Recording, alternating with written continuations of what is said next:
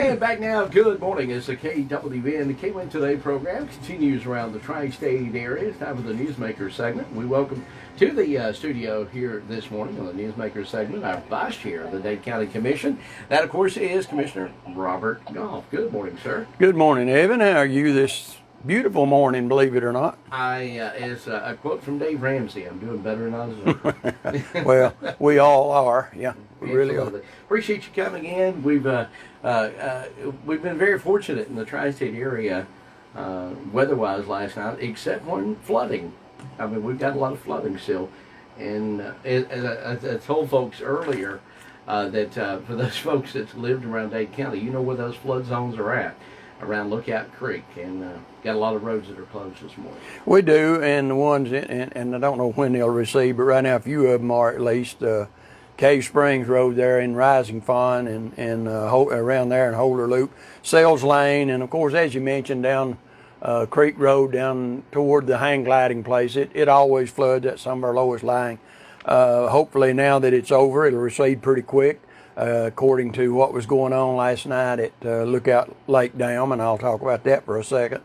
We got a call that water was really getting through the spillway or box culvert, whatever you want to term it, and Billy went out there right before it was already getting dusky dark, and he went out there to look and turn on the siphons that we had to put in, and he said it was going about half, that doesn't mean anything to say half full or half empty, but then I talked to him just before I came down here, and the water's back down to about, going through there at about 2 to 3 inches, which is just only an inch or so above the normal for it to flow through there. So we're leaving those pumps on for another half a day, and then go back and check on them and see how everything's going. But that was the reason we had to do it, was for just things like last night when you predicting 2 to 4 inches of rain in only a short time. It's going to fill up, and there's still runoff to take place, but hopefully the worst is over. Well, you're exactly right. Now, the next round, and we talked about it here this past 30 minutes, the next round, as of 11 o'clock this morning, we've got wind advisory. We're going to see gusts 20 to 30 miles an hour, and anytime you put rain and lots of rain in the region, and then you get 30-mile-an-hour winds, we do have possibility of trees and different things like that falling along the roadway. So I'm sure that's the next thing that hopefully we won't have to worry about, but quite possible. Well, yeah, and people need to be aware around your home on your own property. The same concept there. The ground is saturated. I don't know how deep, but obviously would be really saturated. And as you say, now the trees, many of them are beginning to at least put out buds and some small leaves. That makes them even worse as far as the wind, because it's going to catch more wind. So if you got trees that are already leaning, beware of them, and hopefully we don't have any damage to speak of after what we might call yesterday the storm. But Billy said all the trees were cleaned up. We didn't have that many on the roadways last night. But we do ask people, if you're driving in the county, if you're, we're going to work, you're going to take your kids to school, which by the way was on a 2-hour delay. The buses are running, I guess, as we speak. But if you see things that we need to know on our right of ways, whether that's because last night would have washed in a lot of sticks, a lot of debris, a lot of leaves, cans, paper, and people's ditches in front of their homes stopped up, tile. And that's what we're out doing this morning. As far as when I say we, obviously I'm sitting here, but the road crew is out taking care of things like that. And I've been told that the state has some that have backed up, because that's what happens in a thing like last night. But we're not everywhere in the county at the same time. So if you see something, then please give us a call. Call our county office. You can call me at 423-503-0618, and we'll get someone out there as soon as possible to get the tile open back up, so that we don't maybe lose some road and things if it's pretty. One thing I would like to say, and I saw a couple of folks do this last night, before the barricades on Wells Road, which is one of our first to flood. There's a low place, and I went over to check it out, and it just got across the road. I will not go through that water. I don't claim to be any smarter than anybody else, but I noticed on the news this morning, Chattanooga, people pulling up to barricades in front of cameras, in front of news cameras, taking the barricades to the side and going through the standing water. Please, people, understand you can travel that road every day of your life, in and out, in and out. But once that water has it covered, you don't know if the road is still there or not. It could be a blown out tile. It could be anything. So if it's, as they say, turn around, don't drown. But I did see some people doing that, albeit a few inches of water, as far as you could tell, but you don't know how much the road, inches of roadway are going out from under that water. We've so just already be had careful. one incident this morning where there was a one car accident and the car was submerged in water on Creek Road. So, was that road barricaded and they went around? I don't know. I don't know. Well, they were out barricading last night again about the same time we were out, our road department, sheriff's department, whoever were out barricading roads. But, as we were just talking before we came on air here, some people want somebody to tell them, but, you just have to sometimes, you may be the first one to see that water over the road. We may not know that place is flooded and we're out doing it everywhere, but the bottom line is I would just urge people, turn around, go back, go another way, or not go at all, because that water, I noticed going down Lookout Creek at the time, it's almost eerie and scary to stand there or sit there in your car and watch that water go by at such speed, when usually you go over there maybe and you're fishing or just driving through and it's so calm and serene, and now all of a sudden it's just in all kind of trash and debris, logs, whatever coming down it. So we just urge people to be safe and till this is receded, and then of course always be safe whether it's receded or not. But we did, we were really blessed last night that the front didn't come in pushing that so much later on. We did have a lot of rain, but we have survived another storm. It's hard to believe we're coming up on 10 years and about 5 more weeks or so from the worst tornadoes we ever had, and then about a year from the second worst, I guess, which was last Easter, and Easter is only a couple of weeks away. So it is that season of the year. We pray it never happens again, but the likelihood of it happening is great in this part of the country. It seemed like more and more. Alabama was ripped apart yesterday, and we were just blessed to not have any more than we did. And a lot of the strength of those storms, I'm not a weatherman, but a lot of the strength of those storms played out before it got to us. Yeah, and we got the bulk of the rain. I know South Pittsburgh is dealing with major flooding issues in their downtown area. Saw some photos earlier this morning that they just had a lot of rain there, and it runs off of the mountains, and we get the same thing here. We've got a very unique area with all the mountains and the valleys, and that a lot of the rain, once it falls, if you got 3 inches that fell, there's 3 inches that fell on the mountain. It's got to go somewhere. And not only do we get 3 inches in the valley, but that rain's coming off the mountain too. Absolutely, and it's going to a creek somewhere, yes, and eventually to a river. But those are the things we face, and we just hope. We're so glad to report. I did call Alex this morning to just ask him if we had any calls last night through 911 for an ambulance or anyone that was injured because of the weather, because of the storm, or any calls that were made. And he said there were none. Of course, it was a normal night, I'm sure, for 911 and CHI ambulance service, but we didn't have any storm-related injuries that he knew of. And again, that is truly a blessing. Absolutely, for that. So we were extremely lucky. And there'll always be some people. Well, we prepared, but you always got to be prepared for these, because you never know. It could, just like Patrick told us yesterday on this program, that if the rain had just came through and stopped, and it had warmed up throughout the afternoon, this could have been a very, very dangerous time for us last night. We did not have those really severe thunderstorms that form tornadoes and different things here in this region, but we very well could have. So preparing for it was the only thing that we could do. Absolutely, and that gives me a segue into something I want to talk about.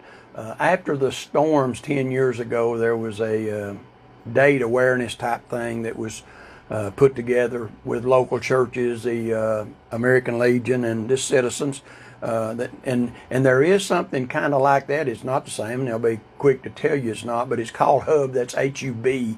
And it is a list of churches, a list of people and places in the event of inclement weather of any kind, whether it's just going to be very much rain or especially if there's the threat of tornadoes, that people can go. It's an extensive list, and I guess Carrie has it, put it on our website and you can look at it, but it's a lot of our churches with a phone number and a contact person that in the event that, well, like last night, I know our sheriff opened up the hallways of the jail there for people to come. I don't know that he had anyone to come.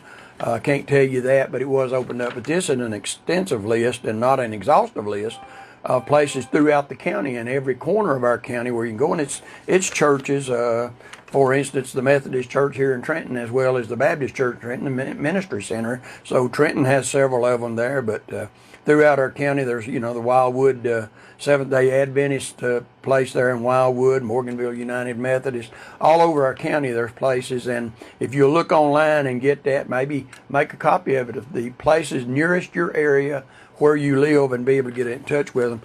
Reese Fawcett and Mike King. I was going to ask for the name, and he is the Rising Pond Methodist pastor. I think they're kind of heading this up. Reese was very instrumental, done a great job as well as everyone did during the storms. The Trenton United Methodist Church there was one of the hubs of helping people in so many ways at that time. So this is kind of on that. We talked about before we come on air about the storm shelters and when are they going to be built. I wish I could tell you, but I really don't know. I think, that the money has been provided through grants, and I think we need to get on them. They do have to be on government property, and that's the reason they'll be at places like Davis, North Dade, down at the sports complex, and places like that. But they do have to be on, my understanding, on government-owned property. At least government-owned, or someone could deed property if you have some that you'd care to do that for, and a lot of people maybe wouldn't. And of course it could be purchased, but there again would be a county purchase. But those are things we've got to look forward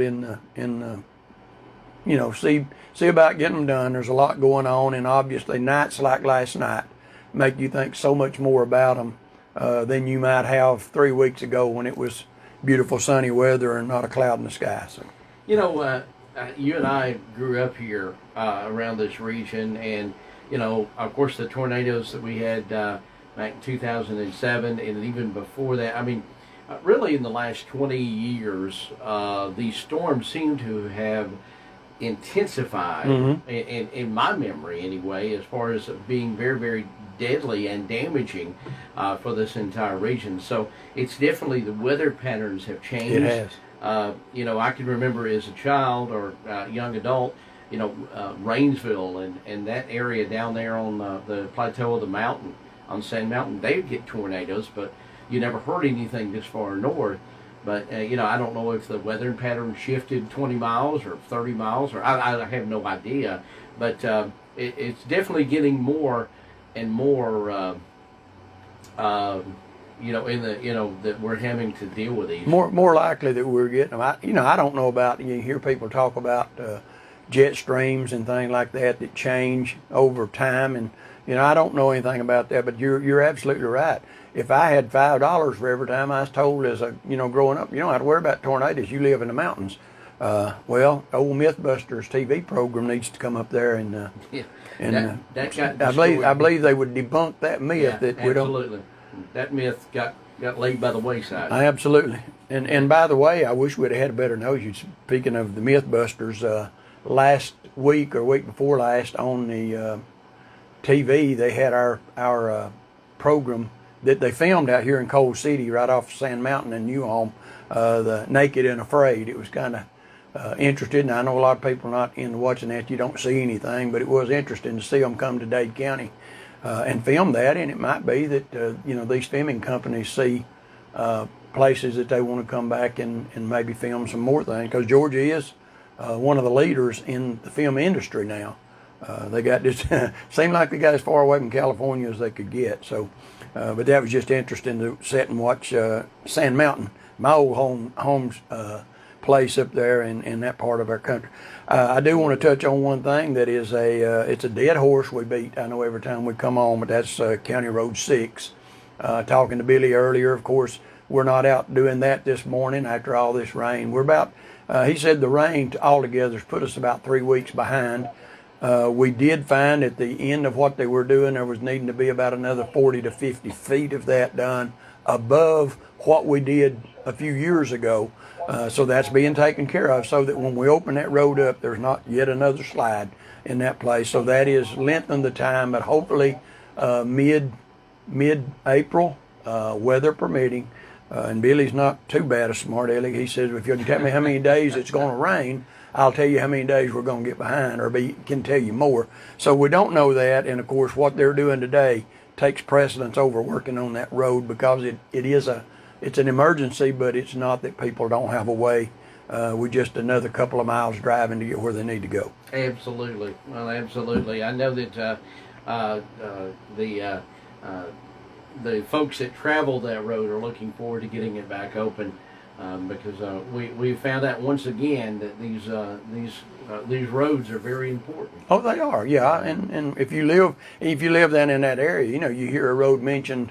Of course, we're hearing a lot about, say, Hell's Gap Road or Wells Road up on Sand Mountain.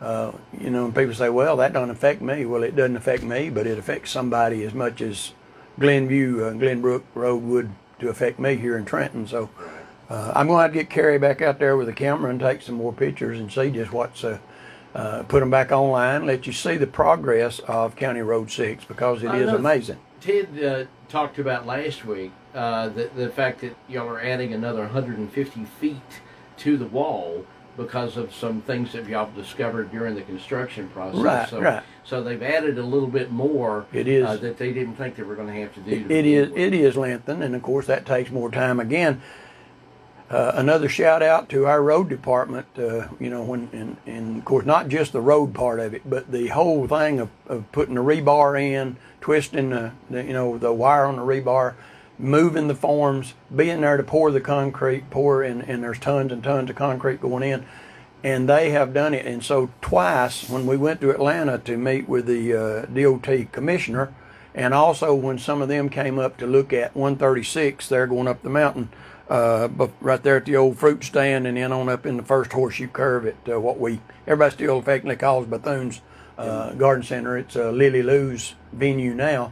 But they were there and they were just looking at pictures that we had, and they were going to go on up and look. They were tickled today. They said, you did got this. About 30 seconds left. So. That ain't enough for me, Evan. But anyway, they said you did. The old preacher in you coming out, isn't it? Yeah, that you did this in-house, and we said yes, and they said, we just can't believe it. And that's your road department saving you tons of dollars, even though it's still going to cost tons. You're exactly right.